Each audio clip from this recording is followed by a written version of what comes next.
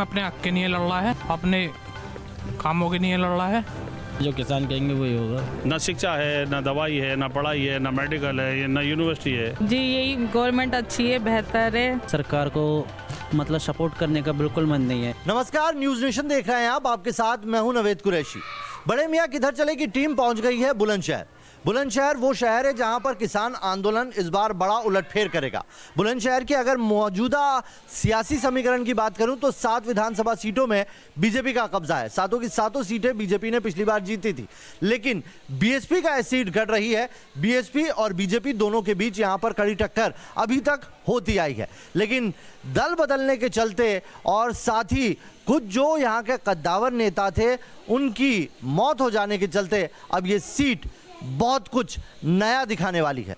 यहाँ पर जो पुराने कद्दावर नेता हैं उनकी दावेदारी कौन करेगा, उस पर भी सवाल है, और साथ ही सवाल किसान आंदोलन का भी है। तो चलिए 1 लाख से ज्यादा की आबादी वाली जो मुस्लिम आबादी वाली ये सीट है, इस पर क्या कहते हैं मुसलमान, जानते हैं उन्हीं से। पश्चिमी यूपी का मुस्लिम बहुल शहर दिल्ली से महज 70 किलोमीटर की दूरी पर बुलंदशहर को पश्चिमी यूपी का एंट्री गेट भी कहा जाता है। बड़े मियाँ की टीम बुलंदशहर में थी। शहर की खास जगहों का दीदार करते हुए हम सीधे मुस्लिम बहुल इलाके ऊपरकोट जा पहुँचे और वहाँ हमने मुसलमानों की पंचायत लगा ली। तो बुलंदशहर जिले में हम पहुंचे हुए हैं, जहां की 7 विधानसभा सीटों पर मौजूदा दौर में अगर बात करें तो पिछली बार मोदी वेव के बाद 7 सीटें बीजेपी के कब्जे में गई थी, लेकिन यहां की 2 ऐसी सीटें हैं जो मुस्लिम बहुल आबादी वाली है, स्याना और बुलंदशहर सीट, जहां पर तकरीबन 1.5 लाख से ज्यादा मुस्लिम आबादी है। बता दें आपको ये भी कि किसान आंदोलन का असर इस सीट पर दिखाई देता है। साथ ही कभी कांग्रेस तो कभी बीएसपी की ये सीट रही है। बीएसपी और बीजेपी दोनों के बीच में यहाँ पर कड़ी टक्कर रही। पिछली बार के चुनाव की बात करें तो बीएसपी कई जगह पर दूसरे नंबर पर थी। समाजवादी पार्टी के लिए ये सीट हमेशा से महंगी साबित हुई है। यहाँ पर समाजवादी पार्टी की जीत बिल्कुल ना के बराबर है। तो आइए जानते हैं यहाँ के लोगों से कि इस बार यहाँ के इश्यूज क्या हैं और कौन सी पार्टी है जो इस बार उनके हक और हुकूक की बात करती दिखती है। यहाँ बुलंदशहर के अंदर पिछली मर्तबा तो सारी सीटों पे बीजेपी की रही हैं, लेकिन इस मर्तबा जो गठबंधन हुआ है समाजवादी का, इसका लोक दल का, तो इसकी उम्मीद है कि ये सीट यहाँ से निकलेगी। इस बार आपको क्या लग रहा है, किसान आंदोलन क्या मुद्दे रहने वाले हैं बतौर मुसलमान के साथ है? सब किसान तो हैं ही, सब यहाँ किसानों के साथ ही हैं। जो किसान कहेंगे वही होगा। शाहरुख भाई ये बताइए कि इस बार मुस्लिम क्या सोच के वोट देने जाएगा। मुस्लिम अपने हक के लिए लड़ रहा है, अपने कामों के लिए लड़ रहा है, अपनी पार्टी के लिए लड़ रहा है। जो भी पार्टी हमारे लिए काम करेगी हम उसे वोट देने का काम करेंगे। किसानों के साथ खड़े हैं कंधे से कंधे मिलाकर, और जो ये महागठबंधन का काम हुआ है सपा का, राष्ट्रीय लोकदल का, इसके साथ जाने का काम करेंगे हम। तो एसपी तो कभी यहाँ से जीती नहीं, समाजवादी पार्टी की तो कभी जीत नहीं हुई यहाँ पर चाचा। नहीं, यहाँ पे हुई है अक्सर, उसकी समाजवादी की हुई ही, पहले हुई थी, बहुत पहले हुई थी। लंबे वक्त से तो बीएसपी और बीजेपी ये दोनों में टक्कर रही है। बीएसपी और बीजेपी में टक्कर रही है बहुत जबरदस्त। अच्छा, यहाँ बुलंदशहर के लिहाज से कुछ काम हुए हैं आप लोगों के? नहीं, हमारे ख्याल से तो नहीं हुए हैं। कोई खास काम नहीं करें किसी भी पार्टी में। बहरहाल ये है कि अब आगे को उम्मीद करते हैं, अगर ये जीत गए हाजी यूनुस तो शायद हो जाए कुछ काम। बुलंदशहर में करीब 23% मुसलमान हैं, जिनका सियासी मिजाज बदलता रहता है। वो बीजेपी को छोड़कर दूसरे दलों को वोट देते आए हैं, जिसमें कांग्रेस, समाजवादी पार्टी, बीएसपी शामिल रही है। जाहिर है सवाल उठेगा ही कि आखिर बीजेपी पर भरोसा क्यों नहीं कर पाते। चाचा ये बताइए, बीजेपी कह रही है सबका साथ सबका विकास हो नहीं रहा इधर। नहीं, ये तो हो रहा है। ये जैसे थोड़ा थोड़ा ये वो तो पहुँचा रहे हैं, ये जैसे गैस सिलेंडर, इन 2-4 चीज़ों में इन्होंने ताउन किया है पब्लिक का। मगर यह है कि कोई ख़ास नहीं, बस अच्छा। जैसा होना चाहिए ना, फुल उसके साथ में, जैसे तुम फुल बहुमत में हो तो अच्छा वो होना चाहिए। अगर बीजेपी यहाँ से मुस्लिम कैंडिडेट उतार दे, नहीं तो वो तो फिर उसको ही दिया जाएगा ना, पार्टी को, उसको नल वालों को ही दिया जाएगा। किसी मुस्लिम कैंडिडेट को उतार देगी फिर भी उसको ही दिया जाएगा। अच्छा, बीजेपी को तो कभी वोट नहीं जाएगा मुसलमानों का। वजह क्या है? बीजेपी से मुसलमानों के खिलाफ ही रहते हैं ये लोग सब। ये बात समझने वाली है। देखिए, काम अपनी जगह है, लेकिन जब आप टारगेट करते हैं किसी एक समाज से जुड़े आदमी को या आप किसी धर्म से जुड़े आदमी को टारगेट करते हैं तो वो यहाँ पर चोट करता है। बहुत अच्छी बात उन्होंने कही कि राशन दे रही है बीजेपी प्रधानमंत्री आवास से मकान भी दे रही है और सड़क वड़क भी बनी है, लेकिन उसके बावजूद जो अखरती है चीज़ वो ये अखरती है कि इनकी पार्टी के नेता जो मुसलमान को किनारा कर देते हैं, मुसलमान को लेके बयान देते हैं, टोपी वाले बयान, लुंगी वाले बयान, वो अभी भी दिमाग में घर करते हैं घर। अब ये हो रहा है बीजेपी के नेता तरह तरह से जो है बयानबाजी हो रही है कि गोली मारने वाले और दुनिया भर के जो ऐसे बयान है कि जो मुसलमानों को टारगेट बनाया जा रहा है। और जगह जगह देखा होगा नोएडा के अंदर जो न्यूज़ आ रही है आजकल, उसमें हर जुमे के दिन जो है जहाँ मस्जिद नहीं है लोग नमाज़ पढ़ते हैं जुमे के दिन, तो वहाँ उन्हें रोका जा रहा है जगह जगह पे, हर जगह विरोध हो रहा है नमाज के ऊपर।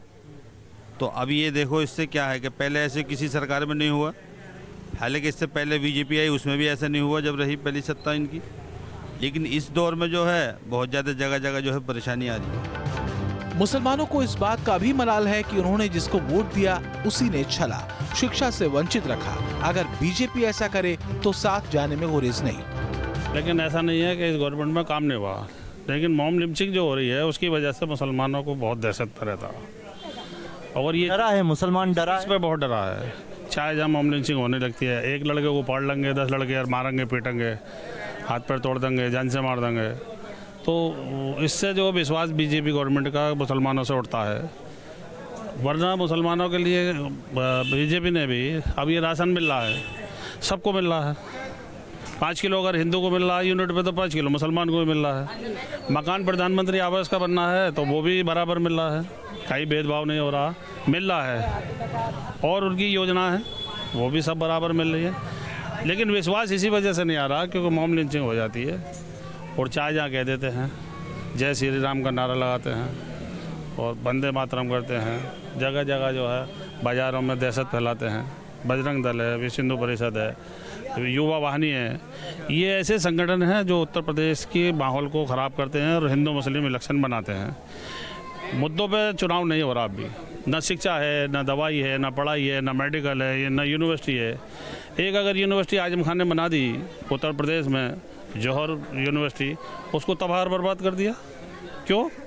क्योंकि वो जौहर मौलाना जौहर यूनिवर्सिटी के नाम से थी, इसलिए उसे तबाह बर्बाद कर दिया।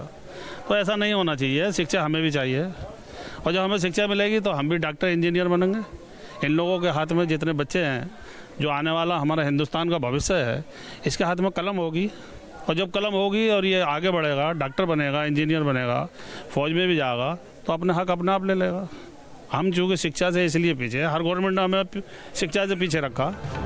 बुलंदशहर में मुसलमान बुलंदी से अपनी बात रख रहे थे। खास बात ये कि मुस्लिम महिलाओं ने ऊंचे सुर में बीजेपी की तारीफ की, हालांकि कुछ को इससे इत्तेफाक भी नहीं था। अंजुम जी, ये बताइए कि ये इलेक्शन किस तरह से आप देख रही हैं? कौन सी पार्टी बेहतर है या जो मौजूदा पार्टी है उसने कुछ काम किया है, नहीं किया है? कौन होगा आने वाले इलेक्शन में? मुस्लिम औरतें किसे बेहतर समझ रही हैं? देखो भैया, मेरे मकान पर तो कब्जा कर रखा है ये, इसने क्या नाम है, अखिलेश यादव को है, ताहिर अली ने मेरे मकान पर मुझे मारना चाहता। मैं तो ये चाहूँ कि यही सरकार रहे मोदी की। अच्छा, ये सरकार बेहतर है? क्या चीज़ इसकी बेहतर लगी आपको? हमें ये लगी कि इसमें कोई नहीं है कि आकर सताओ, गुंडागर्दी करो कि हम ये हैं हम वो हैं। गुंडागर्दी पे लगाम लगी, आप ये कह रही हैं? जी। बाकी और कुछ योजनाएं, राशन वाशन सब मिलता है, राशन भी मिल रहा है, तो यही रहा योगी गवर्नमेंट। हाँ। आप बताइए, आप किस तरह से देखती हैं मुस्लिम महिला के तौर पर कौन सी गवर्नमेंट आने वाले वक्त में आप देख रही हैं आपके लिए बेहतर हो? जी, यही गवर्नमेंट अच्छी है, बेहतर है, अभी तक तो यही लग रही है हमें सही। क्या वजह है? वजह यही है जो मतलब उन्होंने कहा है, जैसे गैस चूल्हा वगैरह हर गांव में उन्होंने कहा था, तो वो सब औरतों को मतलब परिवारों को सबको मिला है। इस गवर्नमेंट में ये कहा जाता है कि जो मुस्लिम महिलाएं हैं वो बीजेपी का वोट बैंक बन गई और उसके पीछे दलील दी जाती है कि ट्रिपल तलाक जो कानून ख़त्म किया वो महिलाओं को बहुत ज़्यादा दबाता था, तो उससे निजात मिला। क्या आपको लगता है ये ग्राउंड पे इसका असर है? हाँ, इससे बहुत अच्छा उनका प्रेशर है जो उन्होंने ये बात रखी थी 3 तलाक, ये खत्म होना चाहिए। ख़त्म होना चाहिए था। हाँ जी, बाकी सारी कंट्रीज में इवन अरब में भी खत्म था, हमारे यहाँ चल रहा था। जी, बिल्कुल सही कहा उन्होंने। उनकी ये जो कानून है बहुत बेहतर है महिलाओं के लिए। एक और महिला का उन्होंने कल संसद में बिल रखा कि 18 साल से शादी की उम्र बढ़ा के 21 साल की है। ये तो बहुत ही बेस्ट है।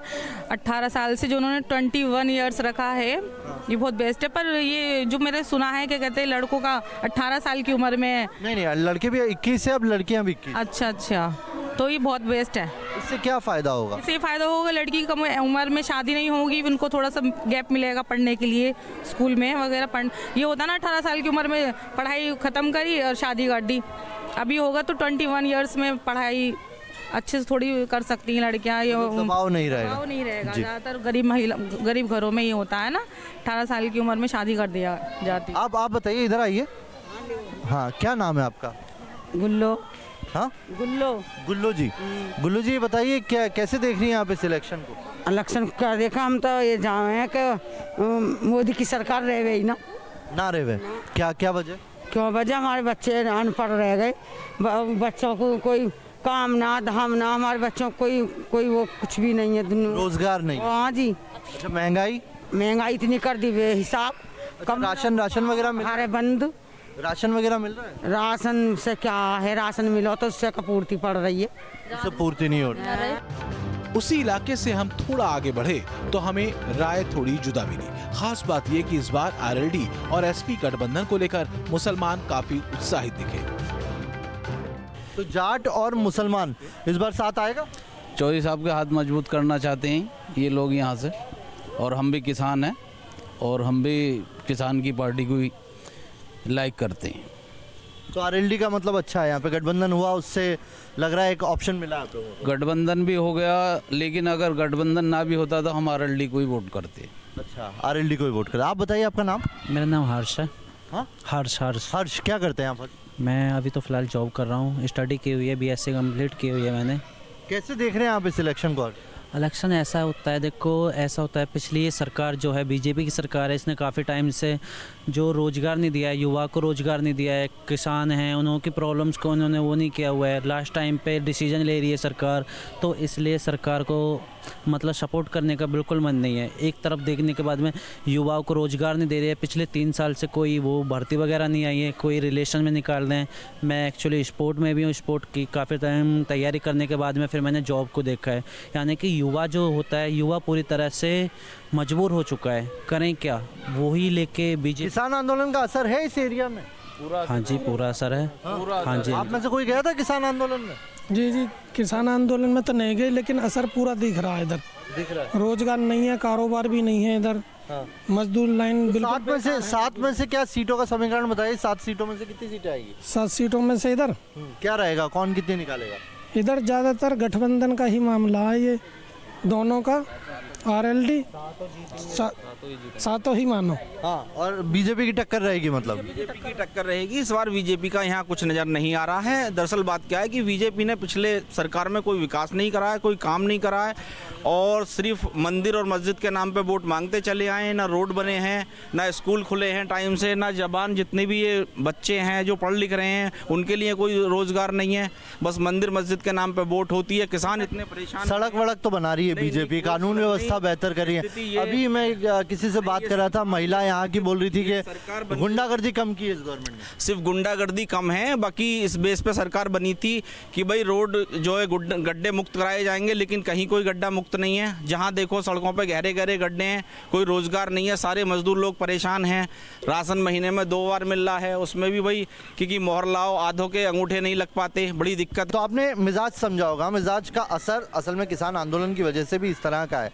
यहाँ पर किसान आंदोलन का भारी असर है बुलंदशहर में, और अभी जो इक्वेशन कुछ बने और बिगड़े हैं वो यहाँ पर जो मौजूदा यहाँ के कद्दावर नेता थे उनकी मौत हो जाना भी है, जिसकी वजह से इक्वेशन बदले हैं। वो आंकड़े क्या है वो भी आपको बताएंगे, लेकिन अभी कुछ और इलाकों में चलते हैं और जानते हैं वहाँ के लोगों का हाल। तमाम जगह बात करने पर हमें लगा कि मुसलमानों को इस बात की कसक है कि उन्हें सिर्फ चुनाव के वक्त याद किया जाता है, वोट इस्तेमाल करके उन्हें भुला दिया जाता है। इसकी तस्दीक वो भी कर रहे हैं जो एक उम्र गुजार चुके हैं, बदलते हुक्मरानों को नजदीक से देखा है।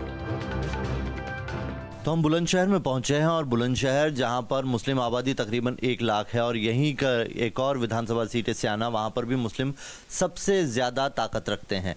लेकिन उसके बावजूद क्या बुलंदशहर में मुसलमानों के लिए कभी काम हुआ या मुस्लिम इलाका जो है उसमें विकास कैसा हुआ, यही समझने के लिए हम यहाँ शहर काजी मोहम्मद ज़ैनुल आबदीन साहब के पास पहुँचे हैं। और क्या मुद्दे हैं या किन मुद्दों पर इस बार मुसलमान को उतरना चाहिए, वही समझने की उनसे कोशिश करेंगे। बुलंदशहर में बड़ी तादाद है मुसलमानों की, तकरीबन 3,80,000 में 1 लाख मुस्लिम आबादी है। वोट सबसे ज़्यादा है, किसी भी पार्टी को जिता सकता है, हरा सकता है। लेकिन आपको लगता है उस लिहाज से मुसलमानों के एरिया या मुस्लिम एरिया या मुसलमानों का विकास हुआ?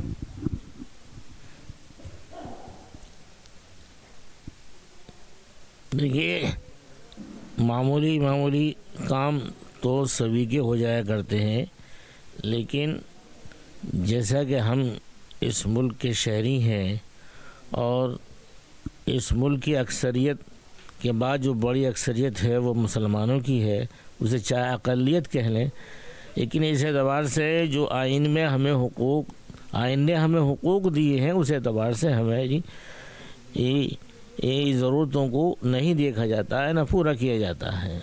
और ये सब बातें आया हैं, ज़ाहिर हैं, इस पर रोशनी डालने की ज़रूरत नहीं है, सभी को मालूम है ये चीज़ें। क्या वजह क्या देखते हैं आप मुस्लिमों के आज के हालात की? बस सियासी एतबार से हमारी हालत बहुत कमज़ोर है, चूँकि सियासत में हमारा कोई वज़न नहीं रहा है, ना हमारी तरफ से नेता हैं, और हुकूमत की मशीनरी के अंदर मुसलमानों की तादाद बहुत ही कम है। इस एतबार से जो हावी होता है, गालिब होता है, उसी के काम ज़्यादा हुआ करते हैं, जो कमज़ोर होता है उसके काम कम हुआ करते हैं। मुसलमानों की बात काफी हद तक जायज है कि विकास में उनकी भी भागीदारी हो, उन्हें सिर्फ आंकड़ा भर न समझा जाए, लेकिन इसमें यह भी समझना होगा कि विकास पहुंचने के रास्ते न बंद किए जाए। थोड़ा भरोसा मुसलमानों को भी अपनी सरकार पर दिखाना ही होगा, तब जाकर ताली दोनों हाथ से बजेगी। बुलंदशहर सीट वो है जहां पर जातिगत समीकरण, ध्रुवीकरण, साथ ही किसान आंदोलन, इन तीनों की छटा पड़ी हुई दिखाई पड़ती है। यहाँ के मुसलमान एक तरफा जाने के लिए तैयार हैं, लेकिन ये भी नहीं भूलना चाहिए कि योगी सरकार की विकास योजनाओं को भी यहाँ पर सराहा जा रहा है। तो चलिए, बुलंदशहर में बड़े मियाँ किधर चलेगी टीम को दीजिए इजाजत। कल फिर किसी और सीट से होगी मुलाकात।